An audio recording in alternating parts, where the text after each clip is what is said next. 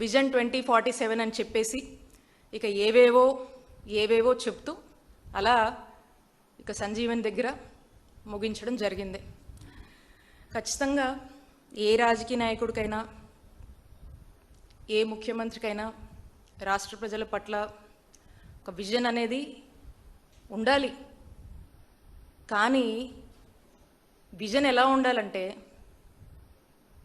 ఆ దివంగత మహానేత డాక్టర్ వైఎస్ రాజశేఖర రెడ్డి గారు ఆరోగ్యశ్రీ తీసుకురావాలని ఆరోగ్యశ్రీ ప్రవేశపెట్టి గొప్పగా అమలు చేసినటువంటి విజన్ వైఎస్ఆర్ గారిది.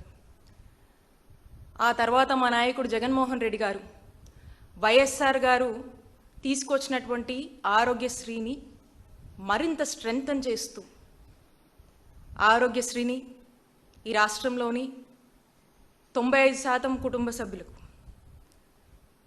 అందజేస్తూ 3257 ప్రొసీజర్స్ని పెంచుతూ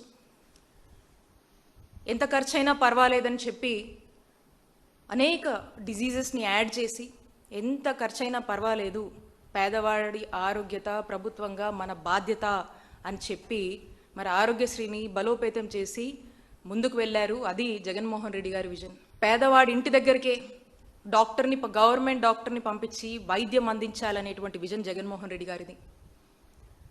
ఫ్యామిలీ డాక్టర్ అనే పేరుతో ఈ కార్యక్రమాన్ని తీసుకువచ్చి గ్రామాన ఎక్కడికక్కడ వైద్య సేవలు అందించినటువంటి గొప్ప విజన్ జగన్మోహన్ రెడ్డి గారిది. 17 గవర్నమెంట్ మెడికల్ కాలేజ్ తీసుకురావాలి అనే విజన్ జగన్మోహన్ రెడ్డి గారిది.